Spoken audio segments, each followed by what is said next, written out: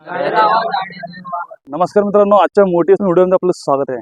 सिंहस्थ कुंभमेळ्याची तयारी महाराष्ट्रात जोरात चालू आहे. तर महाराष्ट्र गव्हर्नमेंट म्हणते की तपोवनातील झाडे तोडायचे, तपोवनातील झाडे तोडून तिथे अरेंजमेंट करायचे आणि काही पर्यावरण प्रेमी त्याला विरोध करत आहे. अख्खं महाराष्ट्र की जे झाडाला प्रेम करतात वा निसर्गाला प्रेम करतात ते म्हणतात हे झाड तोडू नये, कारण ते तोडणं बरोबर पण नाही.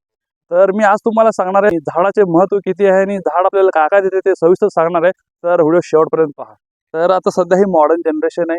तर हजारो वर्षाच्या अगोदर भरपूर काही आपले जे पूर्वज होते ते झाडाखाली अथवा झाडावरती त्यांचं घर असायचे. कारण त्यावेळी एवढा पॉप्युलेशन नव्हता अथवा एवढी गर्दी नव्हती. तर लोकसंख्या पण फार कमी होती आणि एवढं मॉडर्न टेक्नॉलॉजी त्यावेळी नव्हता असं आपल्याला दिसते. कारण जंगलात अथवा कुठेही बघा तुम्ही आदिमानव जे असेल ते झाडाखाली झाडावरती राहायचे. तर मी आता सध्या एका झाडाखाली आलेलं आहे आणि झाडाखाली बसून मी झाडाचे महत्त्व सांगणार आहे. तर कारण आता सध्या जे महाराष्ट्रात नाशिकमध्ये कुंभमेळा होणार आहे, त्या कुंभमेळ्यासाठी भयंकरसे झाडे तोडण्याचा प्रयत्न सरकार चालू आहे आणि तसेच झाडे तोडू नये म्हणे सुद्धा जे पर्यावरण प्रेमी आहे त्यांचा पण भरपूर प्रयत्न चालू आहे. म्हणजे पर्यावरण प्रेमी सोबत जे लोक झाडं तोडू नये अथवा झाडं आपल्यासाठी भरपूर महत्त्वाचे आहे, ते सुद्धा या पर्यावरण प्रेमीला सपोर्ट देतात. सरकारने सुद्धा विचार केला पाहिजे की झाड न तोडता आपल्याला ही जो कुंभमेळा आहे कसं पूर्णत्वाकडे नेता येईल, आता ते कसं साजरा करता येईल हे ह्याच्याकडे लक्ष द्यावं. कारण झाड न तोडता सुद्धा भरपूर काही काम करता येतं. झाड न तोडता सुद्धा आपली जे कुंभमेळा आहे ते पूर्णपणे चांगल्या पद्धतीने ते पार पाडता येतं. मित्रांनो, ही जो झाड आहे आपण आर्टिफिशियली अशा पद्धतीने झाड उगू शकत नाही. प्रत्येक झाड हे युनिक असतं, प्रत्येक झाडात काहीतरी मेडिसिन असतं. झाडाशिवाय आपलं जीवन काही नाही मित्रांनो. कितीही तुम्ही आर्टिफिशियल झाड आणा, किती तुम्ही आर्टिफिशियल प्रयत्न करा, ह्या जे नैसर्गिक आहे, जे निसर्गात वाढलेले झाड आहे तसं आपल्याला काही करता येत नाही. झाडाखालीचे जो प्लेस आहे त्याने स्वच्छ केलेला आहे. कारण इथं बसण्यासाठी इथं एक ग्राउंड आहे मित्रांनो. सर्वप्रथम मी तुम्हाला दाखवतो, हे ग्राउंड आहे.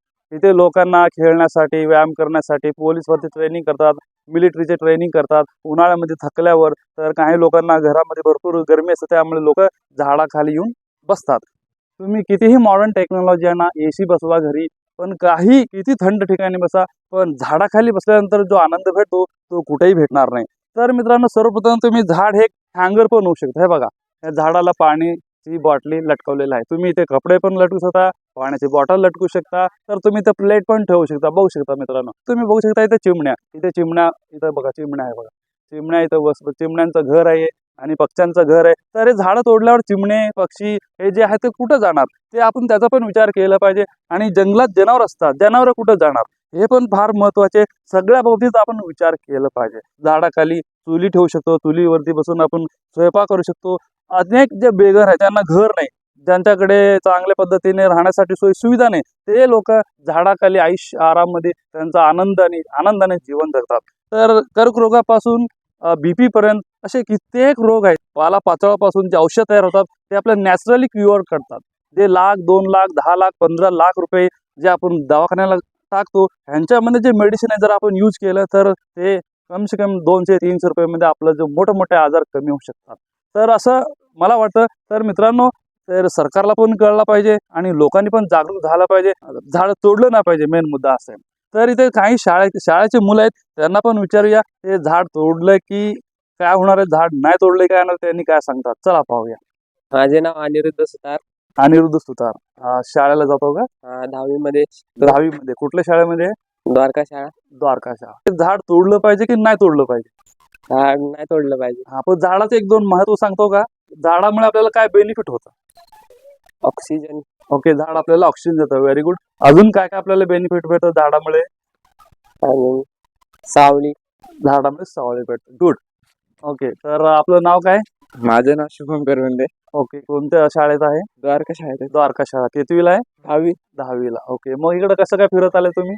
आता आमचे 4-5 दिवसामध्ये स्पोर्ट्स आहेत. ओके, कबड्डी खेळायला आलो. कबड्डी प्रॅक्टिस करायला आलेला आहे. तर झाडाबद्दल थोडं माहिती सांगतोस का? आम्ही इथं मेन म्हणजे सावलीसाठीच आलो झाडा. Very good. हा, आणि इथं जवळ म्हणजे झाडाच्या जवळ थांबलो. बरोबर. बघा शकता, 1 मिनिट मित्रांनो, तुम्ही बघू शकता हे जे ग्राउंड आहे सगळीकडे ऊन आहे. तर हे बघा झाड आहेत, हे जे विद्यार्थी आहेत ते थोडं खेळतात, प्रॅक्टिस करतात. प्रॅक्टिस केल्यावर त्यांना हे जो झाड आहे ते सावली देतात. बघू शकता तुम्ही झाड बघा आणि अति सुंदर असे सावली दिलेले आहे आणि ते झाडाखाली बसायला, जेवण करायला, जेवण बनवायला सुद्धा फार चांगली प्रकारे काय आहे तर व्यवस्था केलेली आहे. तर मित्रांनो, झाडामुळे आपलं आयुष्य नक्कीच चांगलं राहतं. ऑक्सिजन देतं झाड. नुसतं ऑक्सिजन नाही, भयंकर अशा गोष्टी आहेत ते झाड देतात. तर अजून काय सांगशील तू झाडाबद्दल? झाडामुळे आपल्याला फळं भेटतात. Very good. अजून जे म्हणजे आता जे जगामध्ये जे काय आहे ते अर्ध 50% झाडामुळेच आहे. बरोबर कारण की जे येतं ते झाडापासूनच येतं. जसं की बरोबर. कागद, हा हा. अशा Very good. अनेक गोष्टी असतात ते झाडापासूनच येतात. Correct correct.